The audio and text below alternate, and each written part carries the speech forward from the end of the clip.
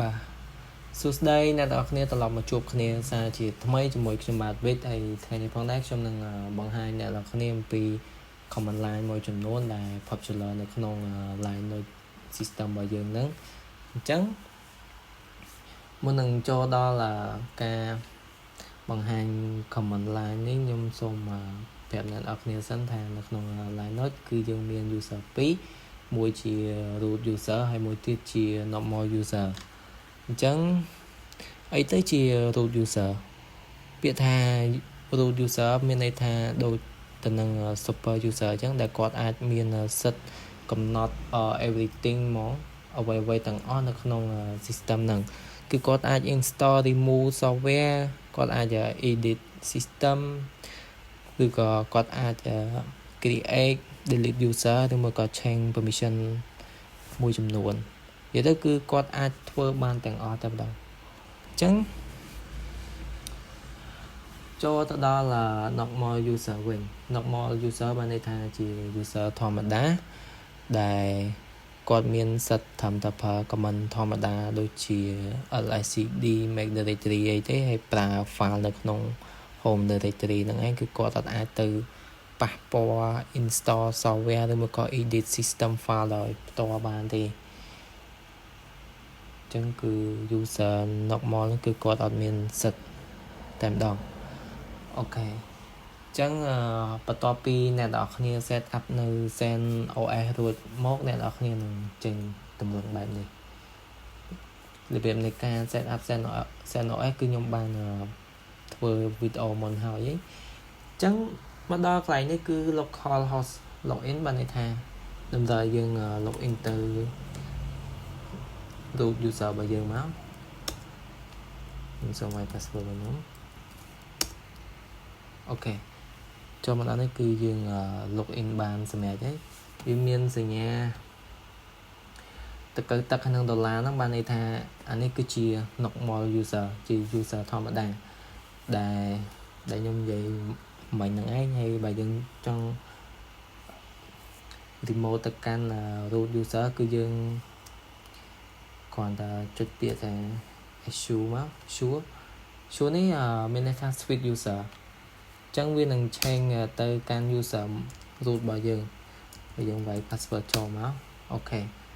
យើងនឹងឃើញពាក្យថា root នៅខាងមុខហើយនៅខាងចុងក្រោយនេះយើងនឹងឃើញសញ្ញាទ្រង់ជ្រូកចឹងបានន័យថានេះគឺជា root user ដែលជា root user មួយដែលមានសិទ្ធិគ្រប់គ្រងធ្វើអីទាំងអស់នៅក្នុង system របស់យើង software របស់យើងហ្នឹងអញ្ចឹងឧទាហរណ៍ថាយើងចង់ switch user ទៅកាន់ normal user របស់យើងធម្មតាវិញយើងគ្រាន់ issue មកហើយវាយ local របស់យើងអញ្ចឹងឃើញវានឹង auto ទៅកាន់ normal user របស់យើងតែម្ដងអូខេអញ្ចឹងខ្ញុំនឹងបង្ហាញអ្នកគ្នាអំពី command line មួយចំនួនដែលយើងអាសាប្រើនៅក្នុង line note របស់យើងជាញឹកញាប់តែម្ដងហើយខ្ញុំចង់ឲ្យអ្នកនរគ្នាស្គាល់អ្វីទៅជា directory អ្វីទៅជា file ព្រោះថាមានគ្នាយើងមួយចំនួនគាត់អត់តស្គាល់ទេពាក្យថា directory គឺវាប្រៀបដូច folder អញ្ចឹង folder គឺជា directory គឺជា folder អាហ្នឹងតែមួយទេគ្រាន់ថានៅក្នុង line note គេនិយមប្រើពាក្យ directory ហ្នឹងទៅអញ្ចឹងខ្ញុំនឹងបង្ហាញអ្នកនរគ្នាឧទាហរណ៍ថា ls នេះមានន័យថា list ដែលយើងអាច show នៅ directory ឬមួយក៏ត្រូវឲ្យវាបាន show នៅ directory របស់យើងអញ្ចឹងបើយើងចង់ឲ្យវា show file លាក់យើង ls.a នេះមកអ្នកនរគ្នានឹងឃើញសញ្ញាចុចមួយនៅ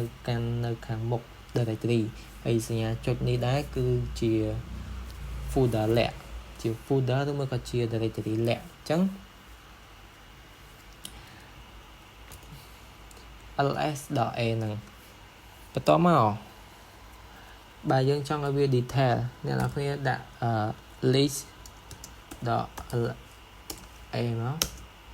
វានឹង detail ប្រាប់អ្នកនរគ្នាអំពីម៉ោងថ្ងៃដែលយើងបង្កើត folder ឬមួយក៏ directory ហ្នឹងឯងអញ្ចឹងfolder របស់ខ្ញុំដែលខ្ញុំបង្កើតជា sample សម្រាប់អ្នកនរគ្នាហ្នឹងគឺប៉ុណ្ណឹងគឺយើងមានហើយអ្នកគ្នានឹងឃើញអូខេអញ្ចឹងយើងអត់មានអីទេបើអ្នកនរគ្នាចង់បង្កើត folder ឬមួយក៏ directory អ្នកគ្នាគ្រាន់តែចុចពាក្យថា mkdir mkdir នេះជា command មួយដែលពាក្យពេញរបស់វាមានន័យថា make directory អ្នកទាំងអស់គ្នាចង់បង្កើត directory អ្នកគ្នាត្រូវ run command mkdir ហ្នឹងមកហើយបន្ទាប់មកវាយឈ្មោះ folder directory ដែលអ្នកទាំងអស់គ្នាចង់បង្កើតមកឧទាហរណ៍ថាខ្ញុំចង់បង្កើតមួយដែលជា directory មួយនឹងយើងប្រើថា hello ឧទាហរណ៍ចុះអូខេអញ្ចឹងយើងលីកមកកាន់វាមកវានឹងឃើញមាន hello មួយជា directory របស់យើងងាយមែនតើនៅក្នុង line នេះគឺយើងប្រើ command line everything គឺជា file ទាំងអស់ជា file ជា folder ទាំងអស់អញ្ចឹងយើងត្រូវប្រើជា command line ដើម្បីងាយស្រួលអូខេចូលមកដល់កន្លែងនេះ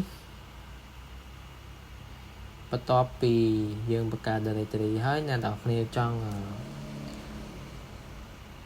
ចូលទៅកាន់ directory ហ្នឹងអ្នកនរគ្នាប្រើ command cd បានន័យថា change directory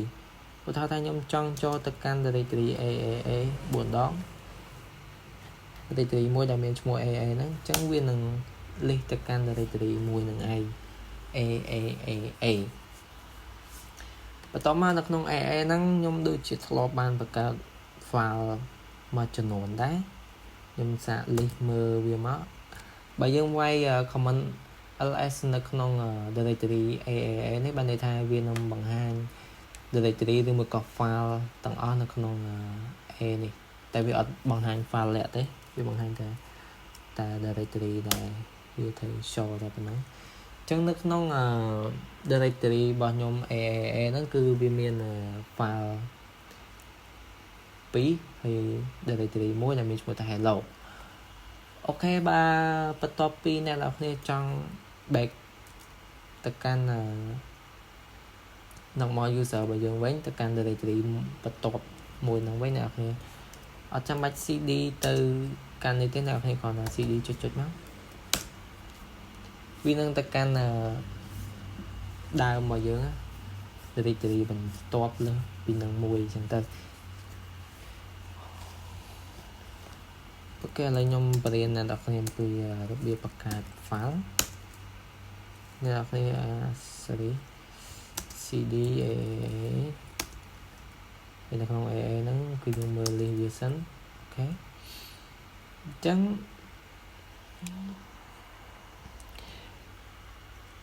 របៀបនៃការបង្កើត file គឺមានច្រើនអ្នកនរគ្នាអាចទៅ search មើលបានវាមានច្រើនមែនតើឧទាហរណ៍ថាខ្ញុំចង់បង្កើត file គាត់ថា file ទៅទេមួយទេចឹងខ្ញុំបង្កើត c.tt ទៅឧទាហរណ៍sorry ខ្ញុំត្រូវវាយពាក្យថា touch uch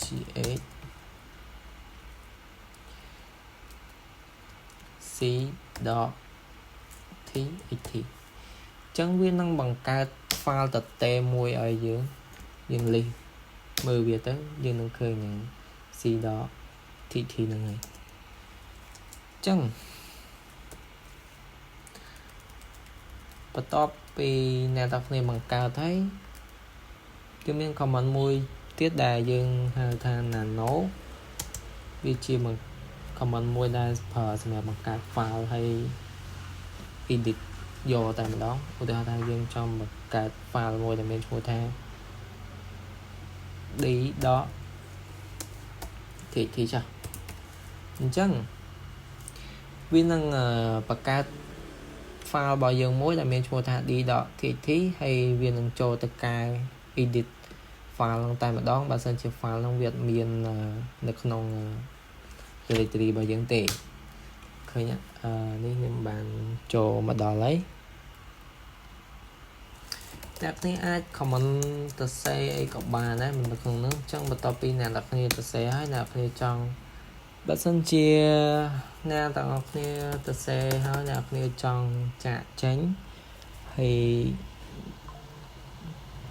ពី file មួយហ្នឹងអ្នកគ្នាចុច Ctrl X មកឃើញខាងក្រោម screen ហ្នឹងវានឹងសួរយើងថាតើយើងចង់ save អត់បានន័យថា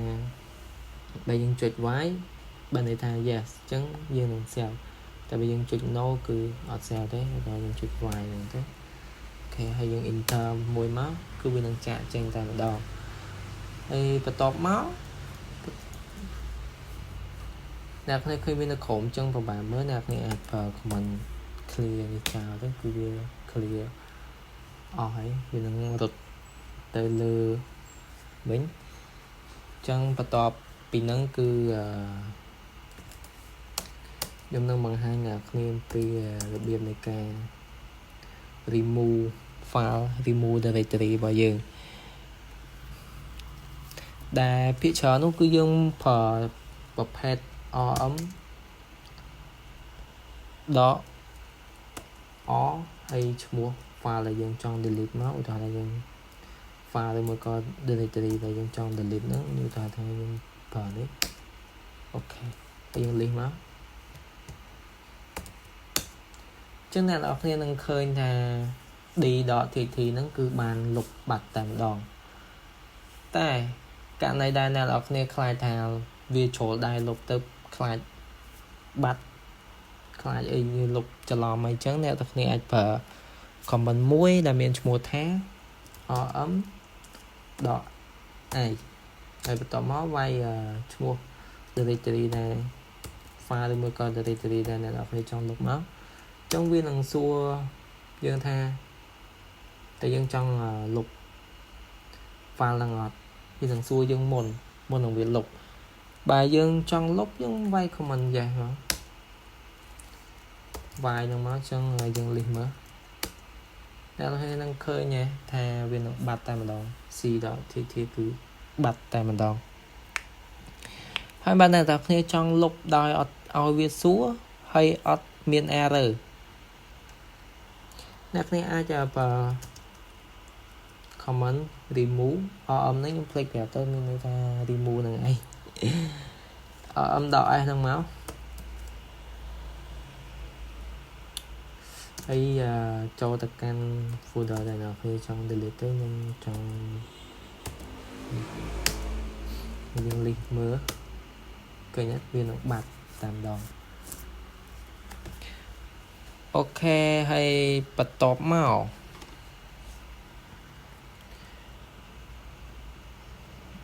ខ្ញុំចាក់ចេញពី main version ចូលទៅកាន់ normal user របស់ខ្ញុំវិញហើយខ្ញុំ list ឲ្យអ្នកនរគ្នាមើលវានឹងឃើញ AAA ឥឡូវខ្ញុំសារ remove directory របស់ខ្ញុំម្ដងមកខ្ញុំ remove file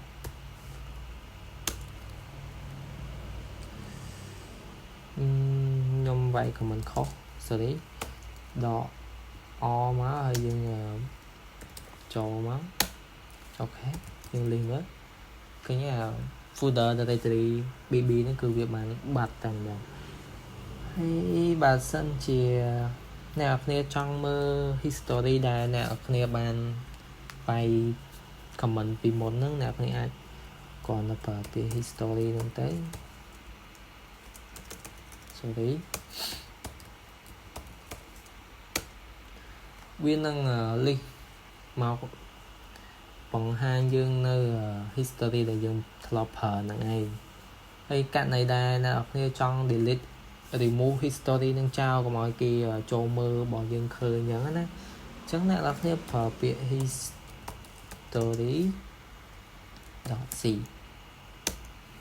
យើងអ្នកនរគ្នាសាកចូល history មើលវានឹងបាត់តែម្ដងបើ command line វាមានច្រើនប្រភេទមែនតើអ្នកគ្នាអាចទៅ search មើលបន្ថែមទៅព្រោះ comment ខ្លះខុសគ្នាតែអាចប្រើក្នុងគោលបំណងតែមួយបាន chẳng nhóm nơi comment môi chùm nôn tiết đây nhóm trong bằng hai nào khné ưu tiêu tha dương trong dương sẽ trang đi tất cả hello và dương sẵn ok và top máu dương trong đăng tha hello nâng hạt bảo viên này nè dương trong đăng location này hoặc như vay comment PWD máu tại PWD នេះពាក្យពេញរបស់វាគឺ print working directory បានន័យថាបង្ហាញ current path បច្ចុប្បន្នដែលយើងស្ថិតនៅកំពុងតែស្ថិតនៅគឺ folder ឬក៏ directory hello ហ្នឹងឯងអញ្ចឹងអ្នកគ្នាវាយមកវានឹងបង្ហាញអ្នកគ្នាថាអ្នកគ្នាកំពុងតែនៅក្នុង home បន្ទាប់ពី folder home ហ្នឹងគឺ with គឺជាឈ្មោះnormal user របស់យើងហ្នឹងហើយ hello ហ្នឹងឯងអាហ្នឹងគឺជា path របស់យើងឯងអញ្ចឹងខ្ញុំអត់មានអីទេខ្ញុំសម្រាប់គ្នាយើងដែលគាត់ចង់ដឹងពី command line ផ្សេងទៀតអ្នកគ្នាអាច check មើលទៅដោយសារតើមានច្រើនមែនតើយើងធ្វើការប្រើវាចឹងសម្រាប់ខ្ញុំមានតែប៉ុណ្្នឹងទេសូមអរគុណអ្នកទាំងអស់គ្នាដែលបានតាមដានពេលវេលាដ៏មានតម្លៃមកទស្សនានៅវីដេអូរបស់ខ្ញុំបាទសូមអរគុណសូមជម្រាបលា